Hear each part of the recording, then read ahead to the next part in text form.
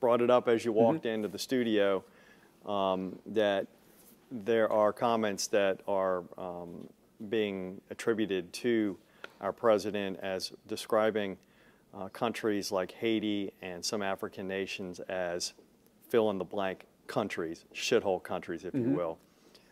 Is that an appropriate term to be used to describe our allies, and are you disappointed that this was what the president had to say? Well, I wish he hadn't said it. I mean, of course, he's denied it, and I'm sure the White House will elaborate on it later today. But if he said it, I wish he hadn't. If he meant it to be racial, I don't agree with him. I think the president will probably come out and explain. My experience with the president has been that he's not a racist. It bothers me that we throw around this allegation of being racist a little too casually now.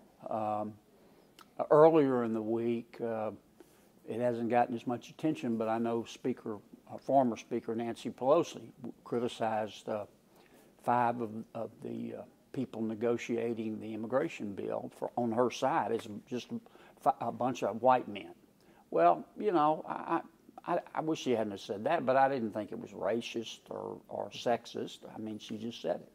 But I wouldn't have put it the way the president put it, and I wish he hadn't have done it if he did it. And I'm sure that he wishes he could take it back, and he'll have more to say about it. Are you hoping that at some point, are we too far gone where we can tap down some of this rhetoric that seems to be a roadblock to a lot of progress and a lot of action up on Capitol Hill? I mean, it just seems like everything is so polarized. Well, if it's a roadblock, it's because we let it be a roadblock. What I try to do, this is the first time I've commented on something the president said. I don't comment on his tweets or anybody's tweets when I'm asked almost hourly on Capitol Hill, because it's a distraction, and it really is a distraction.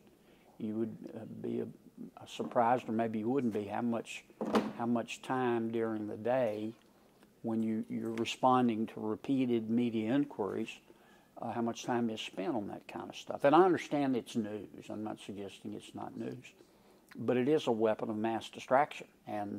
But I don't want to sugarcoat this. If the president said it, he shouldn't have said it. If he meant it from a racial perspective, I don't agree with him. But my experience with President Trump is that he's not a racist. But I have a feeling we haven't heard the last of this. My guess is he's going to address it.